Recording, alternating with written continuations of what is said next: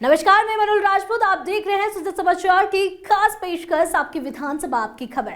इस विशेष बुलेटिन में हम आपको दिखाएंगे आपके क्षेत्र और आपकी विधानसभा से जुड़ी वो तमाम खबरें जो मुख्यमंत्री श्री भजनलाल शर्मा के नेतृत्व में प्रदेश के विकास, सुशासन और जन कल्याण की कहानी कहती है। डीडवाना जिला निर्वाचन अधिकारी डॉक्टर महेंद्र खड़गावत ने वीडियो कॉन्फ्रेंस के माध्यम से विशेष गहन पुनरीक्षण कार्यक्रम की समीक्षा की। उन्होंने बताया कि जिले में 4 नवंबर से वोटर लिस्ट की परिगणना प्रपत्र वितरण का काम शुरू हुआ है। समीक्षा के दौरान उन्होंने जिन क्षेत्रों में प्रगति कम है वहां तेजी लाने के निर्देश दिए। डॉक्टर खड़गावत ने सभी ईआरओ और एईआरओ को फील्ड में जाकर बीएलओ द्वारा किए जा रहे वितरण कार्य का निरीक्षण करने और हर दिन इसकी मॉनिटरिंग करने को कहा। साथ ही बीएलओ की मदद के लिए हेल्प डेस्क कर्मी, पटवारी, गिरदावर और अतिरिक्त बीएलओ को भी काम में लगाने के निर्देश दिए। निम्बाहेड़ा कोतवाली पुलिस ने मादक पदार्थ तस्करी के खिलाफ बड़ी सफलता हासिल की है। जलिया चेक पोस्ट पर नाकाबंदी के दौरान पुलिस ने एक वर्णाकार से 4 किलो 635 ग्राम एमडीएमए पाउडर बरामद किया, जिसकी अंतर्राष्ट्रीय बाजार में कीमत करीब 10 करोड़ रुपए है। पुलिस ने कार चालक अंकित सिंह सिसोदिया को गिरफ्तार किया। आरोपी कार में विशेष रूप से बनाई गई स्कीम में ड्रग छिपाकर ला रहा था। मुख्यमंत्री श्री भजनलाल शर्मा के ड्रग फ्री राजस्थान अभियान के तहत हुई इस कार्रवाई को नशे के खिलाफ बड़ी सफलता माना जा रहा है। कोतवाली पुलिस थाने की टीम ने नाकाबंदी के दौरान एक वर्ना कार को रुकवाया, जिसमें एक व्यक्ति था जिसका नाम पूछा गया तो उसने अपना नाम अंकित कुमार सिसोदिया बताया। उसकी तलाशी के दौरान वो थोड़ा सा घबराया हुआ लगा, तो डाउटफुल लगा कि इसके पास में किसी अवैध मादक पदार्थ हो सकता है। तो गाड़ी की गहनता पूर्वक तलाशी ली तो गाड़ी के पीछे वाली सीट के एक स्कीम बना रखी थी। स्कीम की तलाशी के दौरान 4 पैकेट मिले, जिनको खोलकर देखा गया तो एमडी नामक पदार्थ पाया गया। उससे भी पूछताछ की तो उसने भी एमडी बताया। पशुपालन मंत्री श्री जोराराम कुमावत ने विभाग की प्रमुख योजनाओं पर विस्तार से चर्चा की। मंत्री श्री कुमावत ने बताया कि मुख्यमंत्री श्री भजनलाल शर्मा के नेतृत्व में राज्य में पशुपालन क्षेत्र को नई दिशा दी जा रही है। उन्होंने मंगला पशु आहार योजना, पशुधन विकास कार्यक्रम और ग्रामीण युवाओं के लिए रोजगार सृजन जैसी योजनाओं का जिक्र किया। मंत्री ने कहा कि सरकार का लक्ष्य पशुपालकों की आय बढ़ाना और पशुधन को मजबूत बनाना है। झुंझुनू के भगवान दास खेतान अस्पताल ब्लड बैंक में शुक्रवार को रक्तदान शिविर का आयोजन किया गया। कार्यक्रम का शुभारंभ सेशन जज और जिला विधिक सेवा प्राधिकरण की अध्यक्ष दीपा गुज्जर ने किया। इस मौके पर प्राधिकरण के सचिव डॉक्टर महेंद्र सोलंकी ने खुद रक्तदान कर लोगों को प्रेरित किया। डॉक्टर सोलंकी ने कहा कि रक्तदान सबसे बड़ा मानव धर्म है और इससे जरूरतमंदों को नया जीवन मिलता है। उन्होंने बताया कि जिला विधिक सेवा प्राधिकरण दिवस के अवसर पर 1 सप्ताह तक जिले भर में जन जागरण कार्यक्रम आयोजित किए जाएंगे। इन कार्यक्रमों में लोगों को मुफ्त कानूनी मदद और जन सेवा योजनाओं की जानकारी दी जाएंगी। जिला झुंझुनू के राज्य विधिक सेवा आयोग के तहत जो है ये रक्तदान शिविर आयोजन किया गया और ये पूरे सप्ताह जो है इसके हमें जो है सेलिब्रेट करना है। इस सप्ताह को राज्य विधिक सेवा प्राधिकरण का से इसी के तहत जो है ताकि लोगों में जागरूकता बढ़े, लोग जो है आगे से आगे विधिक सेवा केंद्र की सेवाएं लें और किसी भी प्रकार से कानूनी उन्हें परामर्श चाहिए हो तो इस वहाँ पर लीगल एड जो सेंटर है वहाँ पे पहुँच सकते हैं। तो ये अधिवक्ता ने अगर आवश्यकता होती है वो भी इन्हें उपलब्ध करवाया जा सकता है। सड़क सुरक्षा और सुगम यातायात सुनिश्चित करने के लिए झुंझुनू पुलिस का विशेष अभियान नवलगढ़ में जारी रहा। शुक्रवार को घूमचक्कर सर्किल से शुरू हुई कार्रवाई सीकर जिला सीमा तक चली। इस दौरान सड़क किनारे दुकानों के लोहे के रेक, सब्जी के ठेले, बैनर और अस्थायी ढांचे हटाए गए। कई स्थानों पर जेसीबी मशीन की मदद से अतिक्रमण हटाकर सड़क को साफ किया गया। थाना अधिकारी श्री राधेश्याम सांखला ने बताया कि यह अभियान आगे भी जारी रहेगा। आने वाले दिनों में मुख्य बाजार, बाईपास और स्टेशन रोड जैसे क्षेत्रों में भी अतिक्रमण हटाने की कार्रवाई की जाएगी ताकि सड़कें सुरक्षित और सुगम बनी रहे। श्रीमान डीजीपी साहब राजस्थान पुलिस और एसपी साहब झुंझुनू के निर्देश पर जो हाल ही में राजस्थान में बस दुर्घटनाएं हुई है, बहुत लोग एक्सीडेंट में मारे गए हैं। उनके निर्देश पर ही ये अतिक्रमण के खिलाफ और अवैध वाहनों के खिलाफ एमवी एक्ट के तहत कार्रवाई की जा रही है। देवली में महिला अधिकारिता विभाग ने 7 नवंबर 2025 को महात्मा गांधी गवर्नमेंट स्कूल में आमुखीकरण कार्यक्रम आयोजित किया। इसमें कक्षा 10 से 12वीं की सभी बालिकाओं ने हिस्सा लिया। कार्यक्रम का उद्देश्य बालिकाओं को उनके अधिकारों के प्रति जागरूक और सशक्त बनाना था। इस दौरान विभाग की विभिन्न योजनाओं की जानकारी दी गई। भारत सरकार द्वारा निर्देशित किया गया है कि बच्चियों का आमुखीकरण लेना है। जो हमारे स्कूल्स में, कॉलेजेस में बच्चियां हैं, उनको जो हमारी सरकारी योजनाएं हैं, जो विभागीय योजनाएं हैं, उनको ज़्यादा से ज़्यादा उनको बताएं, उनको प्रचार प्रसार करें, उनको ज़्यादा से ज़्यादा लाभान्वित करने की कोशिश करें। ये हमारा मेन एजेंडा है। इन आमुखीकरणों का हमारी विभागीय योजनाएं जो भी चल रही हैं, जितने भी सेंटर्स चल रहे हैं, जैसे कि हमने बच्चों को ओएससी के बारे में बताया है, एमएसएसके के बारे में बताया है।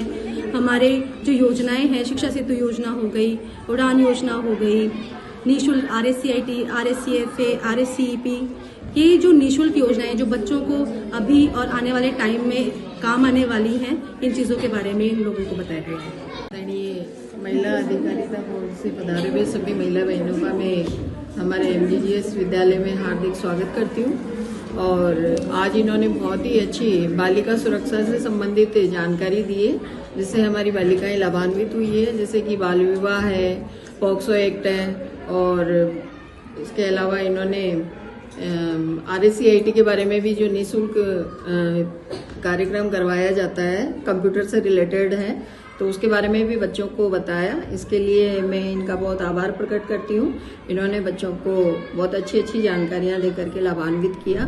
PM श्री केंद्रीय विद्यालय देवली में शुक्रवार को भारत स्काउट और गाइड स्थापना दिवस एवं झंडा दिवस का आयोजन किया गया। कार्यक्रम की अध्यक्षता प्राचार्य श्री नवरत्न मित्तल ने की।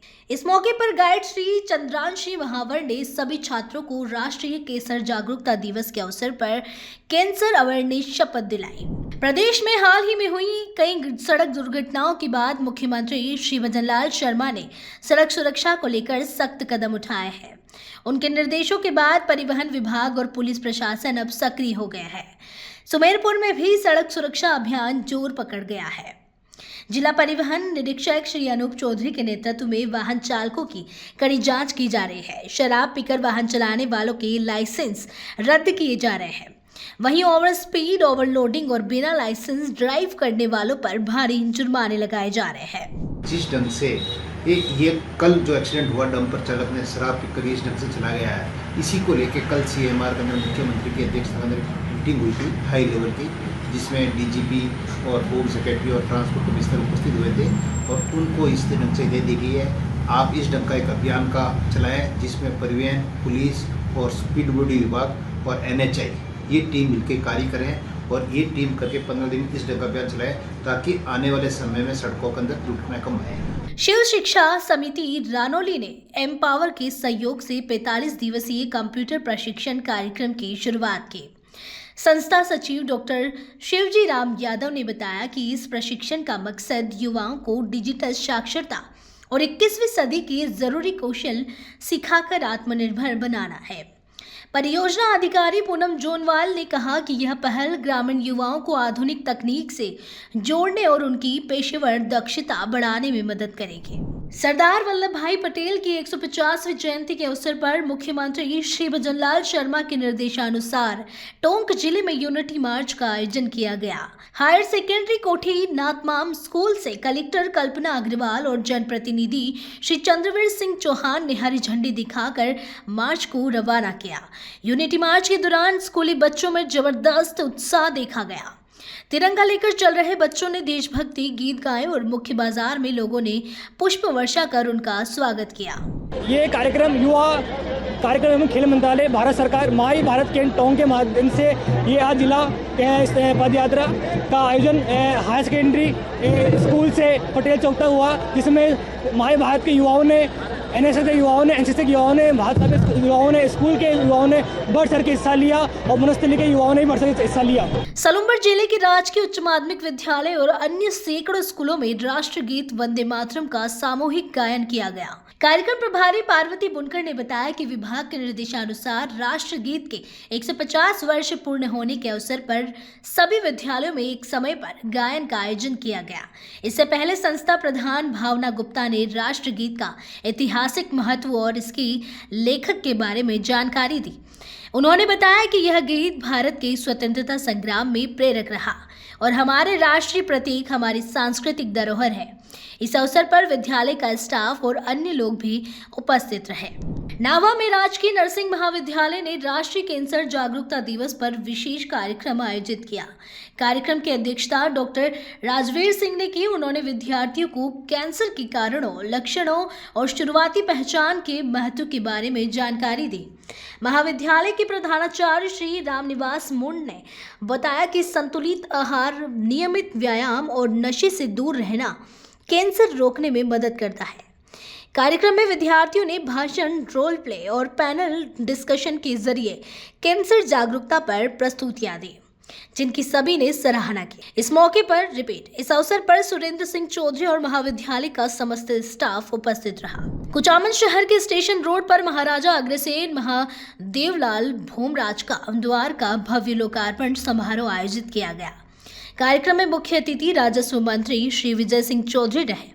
उन्होंने कहा कि गांव हो या शहर, विकास में बादशाहों की महत्वपूर्ण भूमिका होती है और जो लोग मातृभूमि के लिए काम करते हैं वे समाज के प्रेरक स्रोत हैं। लोहा पुरुष सरदार वल्लभ भाई पटेल की 150वीं जयंती के अवसर पर जिला मुख्यालय में एकता पदयात्रा का भव्य आयोजन किया गया। जल संसाधन मंत्री एवं जिला प्रभारी मंत्री श्री सुरेश सिंह रावत ने मास्टर आदित्येंद्र राजकीय उच्च माध्यमिक विद्यालय से पदयात्रा को हरी झंडी दिखाकर रवाना किया। मंत्री श्री सुरेश सिंह रावत ने कहा कि सरदार पटेल ने स्वतंत्र भारत की 562 रियासतों का एकीकरण कर देश की एकता मजबूत की। उन्होंने युवाओं से प्रेरणा लेकर राष्ट्र निर्माण में योगदान देने का आह्वान किया। का जो गीत है उसको 150 वर्ष हो गए लिखे हुए, गाए हुए, गाते आ रहे हैं। इसकी देशवासियों को, प्रदेशवासियों को बहुत बहुत शुभकामनाएं देता हूं और मैं धन्यवाद देना चाहता हूं हमारे प्रदेश के यशस्वी मुख्यमंत्री आदरणीय भजनलाल जी का, जिन्होंने इस गान को पूरे प्रदेश के अंदर आज सभी संभागीय मुख्यालयों पर हमने कार्यक्रम किए। कल सभी जिला मुख्यालय पे कार्यक्रम होंगे। इस तरह से ये जो हमारा वंदे मातरम का जो गान है ये हमारे लिए इतना महत्वपूर्ण है कि आज़ादी का जब आंदोलन चल रहा था उस समय उसको धार देने के लिए इसने मील का पत्थर साबित हुआ था। ये हमारा जो वंदे मातरम का गान है। अमृत भारत स्टेशन योजना के तहत जोधपुर सिटी रेलवे स्टेशन का पुनर्विकास कार्य 474 करोड़ रुपए की लागत से चल रहा है। इस परियोजना में यातायात सुविधा में बड़ा बदलाव होने जा रहा है। स्टेशन की दोनों ओर भगत की कोठी साइड और रायका बाग साइड पर 5-5 मंजिला मल्टीलेवल कार पार्किंग का निर्माण तेजी से जारी है। उत्तर पश्चिम रेलवे के जोधपुर मंडल रेल प्रबंधक श्री अनुराग त्रिपाठी ने बताया कि इससे न केवल यात्रियों बल्कि आसपास के क्षेत्रों में आने वाले नागरिकों और व्यापारियों को भी बड़ी सुविधा मिलेगी। दोनों MLCP को जोड़ने के लिए 500 मीटर लंबी एलिवेटेड रोड भी बनाई जाएगी। बहुत ही जल्दी जोधपुर की जनता को जोधपुर स्टेशन पुनर्विकसित अवस्था में प्राप्त होगा। लगभग 500 करोड़ की लागत से बन रहा स्टेशन यात्रियों के लिए देश का एक ऐसा स्टेशन बनेगा जिसकी जोधपुर के वासियों को बहुत लंबे समय से ज़रूरत रही है। इस स्टेशन पर जहां एक तरफ यात्रियों के लिए, दिव्यांगजनों के लिए, महिलाओं के लिए, पुरुषों के लिए, बच्चों के लिए तमाम तरह की सुविधाएं प्रोवाइड की जाएंगी। एस्केलेटर्स की व्यवस्था होगी, लिफ्ट की व्यवस्था होगी, वेटिंग एरिया की व्यवस्था होगी, रनिंग रूम, रिटायरिंग रूम, ये सारी व्यवस्थाएं होंगी। इसी के साथ साथ कॉमर्शियल डिपार्टमेंट के हिसाब से अगर देखें तो हम अपने इस स्टेशन के दोनों तरफ मल्टी लेवल कार पार्किंग विकसित कर रहे हैं। आपकी विधानसभा आपकी खबर में फिलहाल के लिए इतना ही। फिर मिलेंगे किसी और खबर के साथ। तब तक के लिए देखते रहिए शुद्ध समाचार। हमारे चैनल को लाइक, सब्सक्राइब और शेयर करना ना भूलें। धन्यवाद।